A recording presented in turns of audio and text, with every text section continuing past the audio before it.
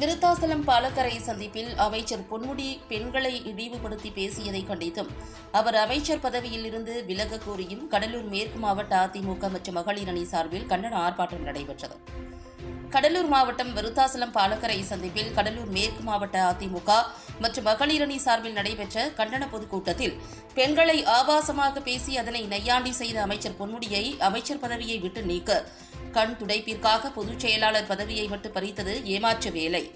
ஸ்டாலின் அரசே பொன்முடியை அமைச்சர் பதவியை விட்டு நீக்கு என முழக்கங்கள் இட்டு ஆர்ப்பாட்டம் செய்தனர். கடலூர் மேற்கு மாவட்ட அதிமுக செயலாளரும் புவனகிரி சட்டமன்ற உறுப்பினருமான அருண்மொழி தேவன் தலைமையில் நடைபெற்ற கண்டன ஆர்ப்பாட்டத்தில்